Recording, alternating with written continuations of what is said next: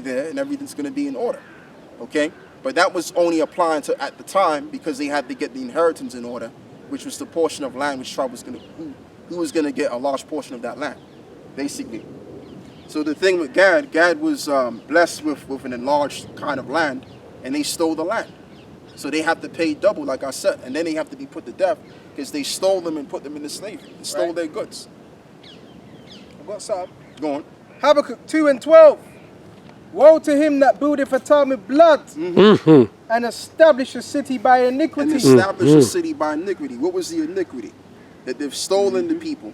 They've stolen their land. They've removed the old landmarks. That was the sin.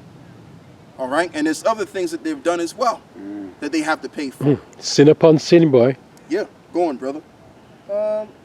That's it on that. You read it again one more time. This is Habakkuk 2:12. Woe to him that buildeth a town with blood and establisheth a city by iniquity. Yeah, and that's what America was established by. By blood, by iniquity, as we've already went into. So what's going to be the outcome? What's going to be the reward? It's going to be gone by blood. Judgment, bad judgment is going to be. And the judgment that will be is that the Lord is going to make a second return, and as well as those missiles are going to do damage on that land and destroy those people there. Yeah. That's the result. Go on, brother. That one. Micah 2:1. Yeah. Micah chapter 2 and verse 1 says, woe to them that devise iniquity and work evil upon their beds. Right. When the morning is light, they practice it because it is in the power of their hands. Yeah, the sorcery that they do, writing these wrongful legislations to affect people's lives, and because it's in the power of their hand. But there's going to come a time where their power is going to be what? Hunger bitten. And as we just read, the power that Esau has is going to be stripped away, and they're going to be as weak as a woman. So they're not going to have the power to do all of this wickedness anymore like they could do and get away with. It's never going to happen again. As time progresses, little and little, the Lord is destroying this place, as he did the Canaanites. As he told the children of Israel in Deuteronomy 7. He told them, look, I'm not going to destroy the Canaanites wholly. I'm going to destroy them little and little. So as the process of time, the Lord is gradually destroying these devils. All right? And we've reached the point of the end of this dragon being loosed in its little season. Right now as it stands. So that's it on that. So what else can we get, man? We'll get a couple of more scriptures and we'll close this one out. Get me Deuteronomy 32, verse 29. Deuteronomy 32, verse 9. For the Lord's Yahweh's portion is his people. Jacob is the lot of his inheritance. Come. He found him in a desert land and in the waste howling wilderness. Right. He led him about. No, that's not the one I wanted. I'll tell you what, drop that. Get Isaiah 49, verse 16 then. And plus, this is on topic anyway, this particular chapter and verse. Isaiah 49 and 16. Behold, I have graven thee upon the palm of my hands. Thou wolves. 49. Oh, yeah, you got it. Go on. Behold, I have graven thee upon the palms of my hands. Verse 16, right? Yeah, born verse 16. Thy wolves are continually before me. Thy children shall make haste. Thou destroyest, they that made thee shall waste, shall go forth of thee. Is that the right one? Yeah, keep going. Lift up thy eyes round about, and behold, all these gather themselves together, and come to thee. As I live, saith the Lord Yahushua. Now, I think it's Jeremiah 49. It's a lock, yeah, it's my fault. It's Jeremiah 49. Yep, Jeremiah 49, verse 16. Jeremiah 49 and 16. That's it right there, yep. Thy terribleness have deceived thee, Here you go, yep. and pride of thine heart. O that dwellest in the clefts of the rock, that holdest the height of the hill. Thou shouldest make the nest as the eagle. I will bring thee down thence, saith the Lord. Come on. There's more. Yep. Also Edom shall be a desolation. Every one that goeth by it shall be astonished, and shall hiss at all the plagues thereof.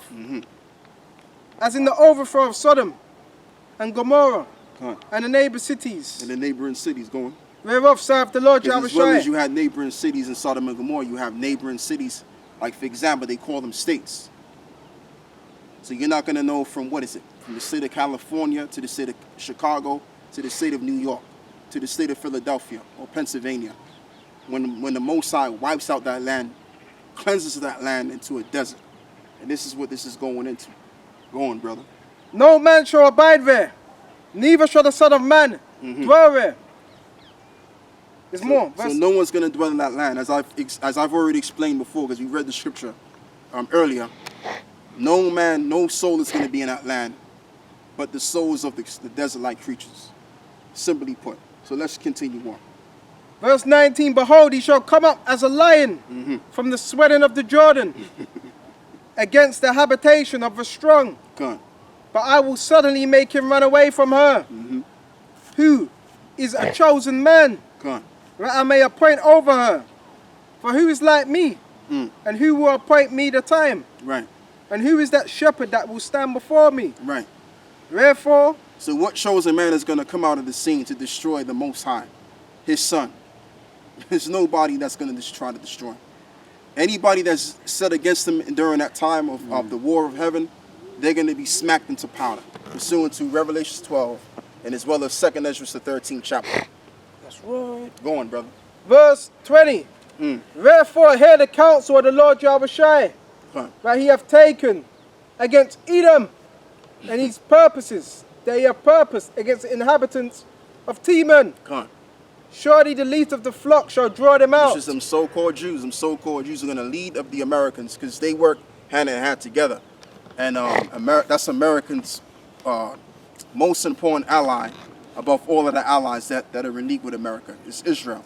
So if anything happens to Israel, if Israel gets hit and step in and make sure that they take care of their valuable allies such as the Israelis. And when America jumps in because of something that occurred, guess what?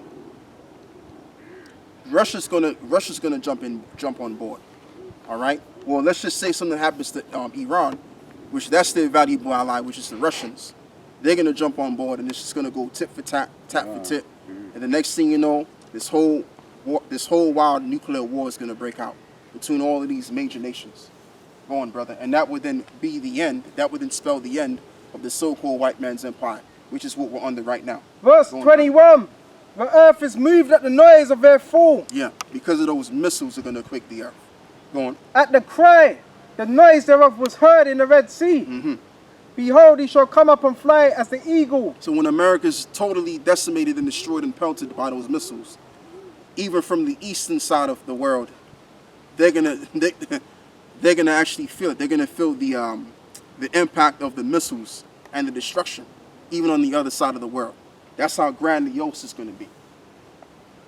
Continue on. And spread his wings over Bozrah. And spread his wings over Basra. In other words, the Lord is going to intervene with the chariots and as well as his chariot. Man. And it's going to be seen worldwide. And the Americans are going to see it. And they're going to be terrified.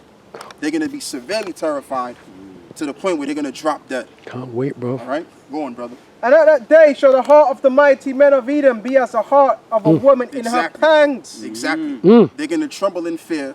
And they're going to be put to death right on the spot. They're going to drop dead because of the things that they're going to see in heaven. Boy, these are heavy scriptures. Go on, Hold brother. Because verse 23, concerning Damascus, Hamath is confounded and apart. Hey, that's all we gotta read. That's going into something else. But yeah, that's the end of this whole entire world. As we're reading, it's already been recorded. It's already been written in the spiritual realm. So all of this is gonna happen.